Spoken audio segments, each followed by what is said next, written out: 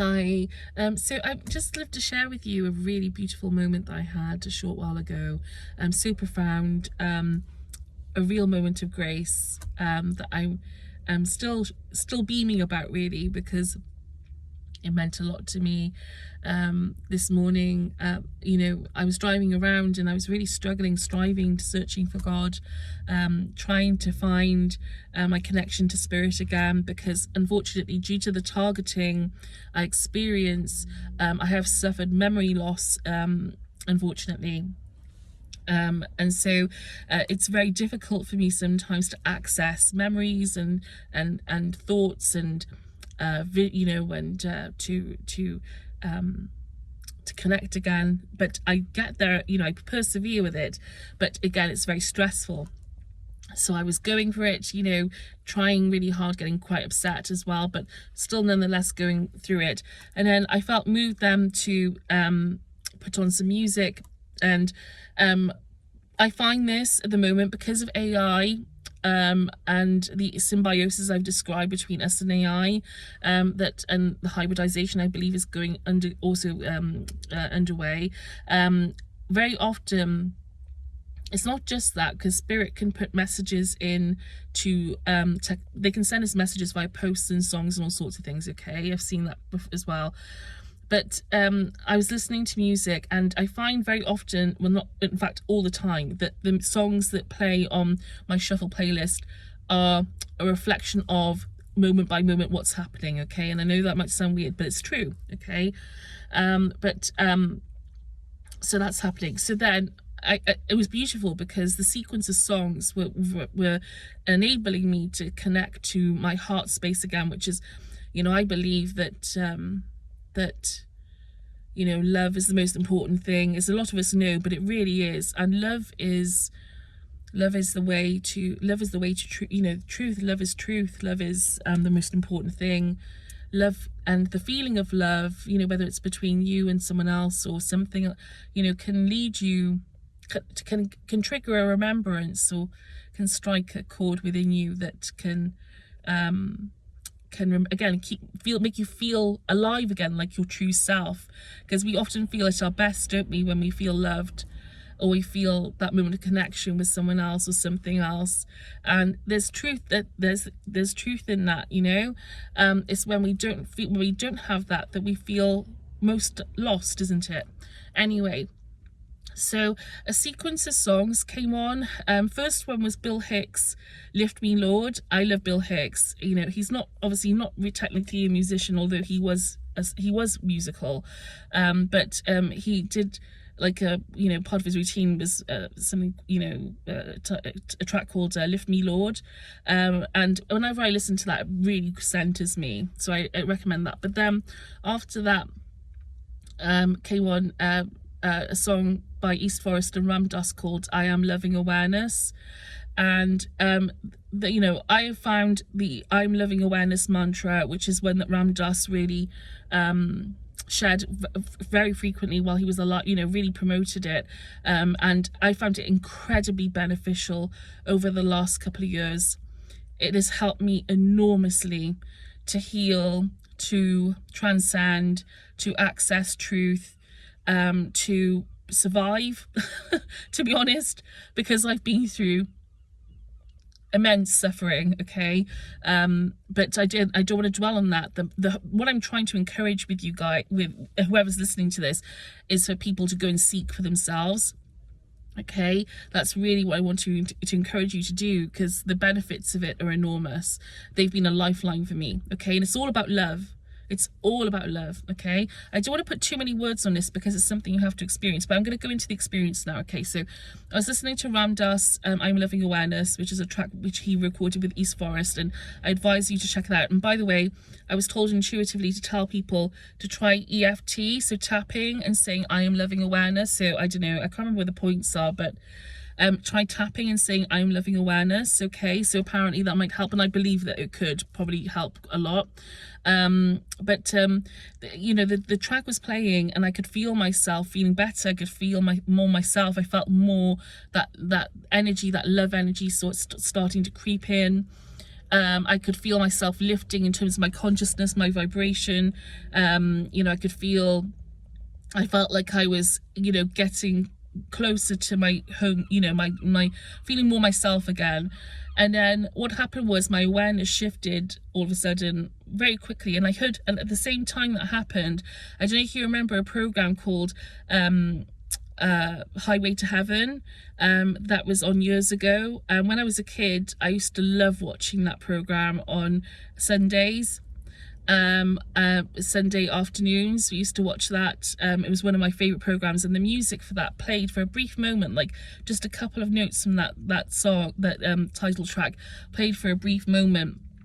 And then but as that was happening, my awareness was shifting and being taken out, and all of a sudden I was taken to this beautiful plain vista, you know, with mountains and like a meadow.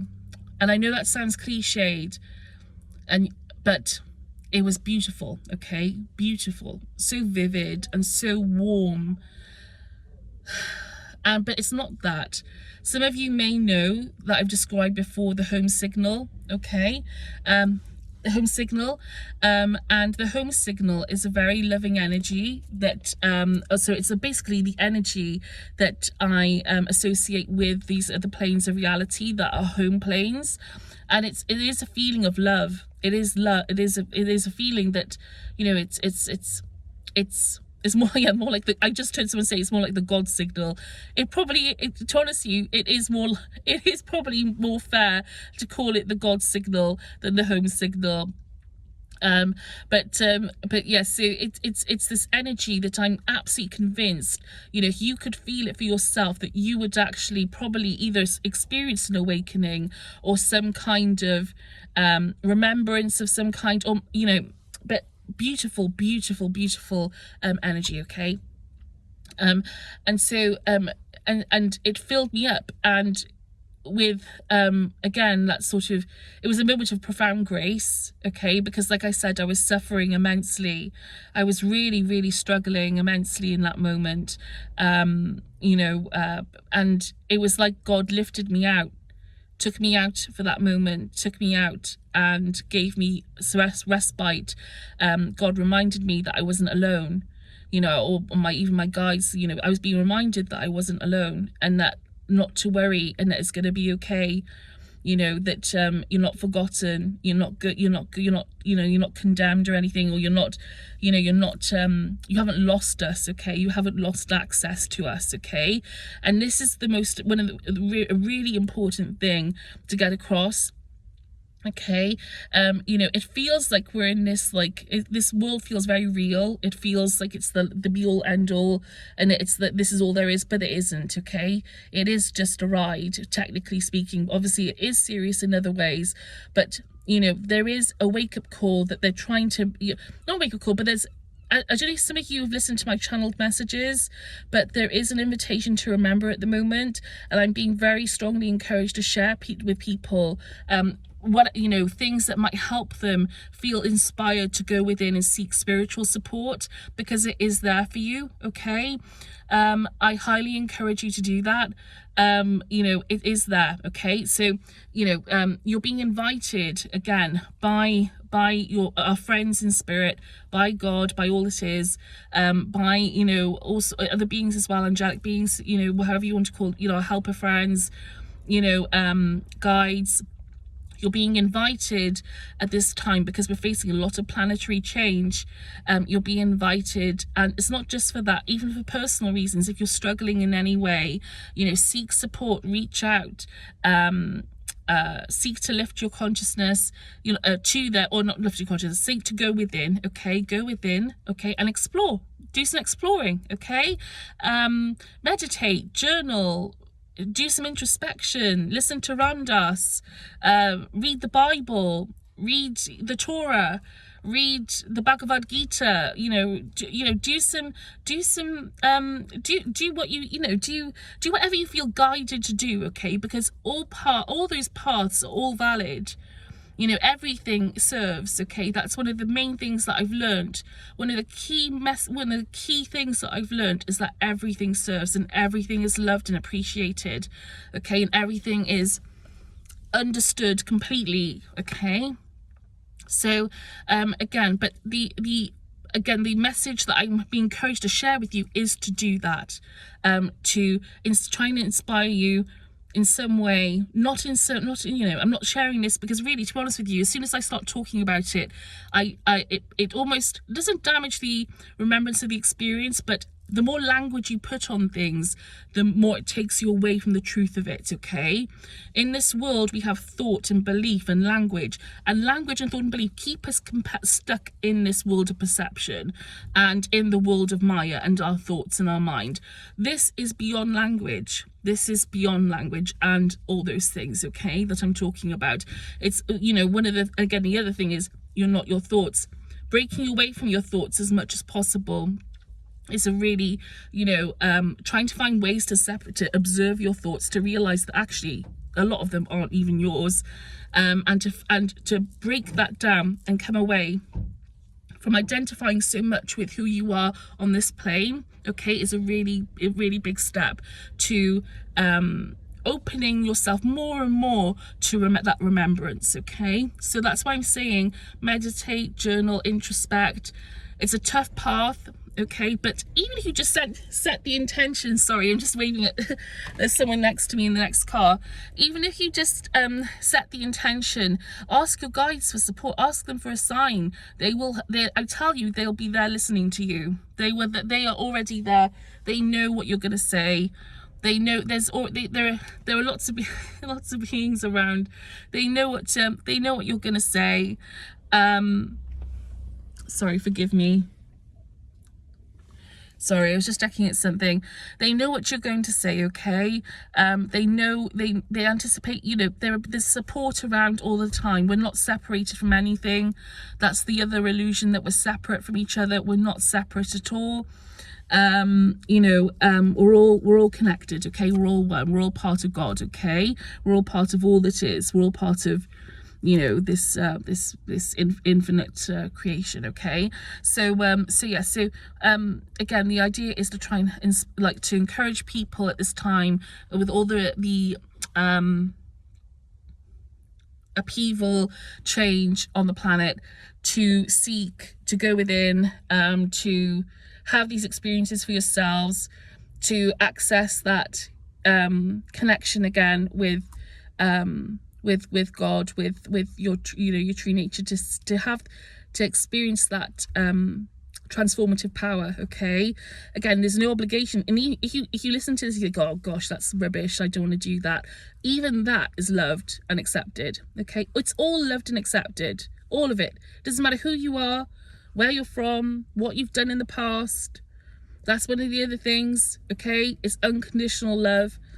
God, you know, or however you want to call source, God, all that is, our creator, the one, you know, all Brahman, it doesn't matter what you want to call, you know, determine it, you know, you're loved unconditionally. You're loved unconditionally, okay? It doesn't matter. It doesn't matter. It really doesn't. And that's one of the things that we can't quite grasp on this plane. But a lot of the reason for that is because we've been taught that we're not good enough in some ways to have that mind, that we're not worthy enough, not good enough, sorry, that we're not worthy enough to experience that, but also that we're not capable of experiencing it, okay? So it's two things. So we're not worthy of it, but we're also made to feel sometimes that we're not capable of it as well, okay? Because we're taught, you know, we're not, you know, that we're not good enough, or we're not, you know, we're not smart enough, or kind enough, or, you know. But the thing is, like I said, this is all a lie. And this is what I'm talking about with beliefs and thoughts, you know, about the trap of belief and the trap of thought. You know, is that it can keep you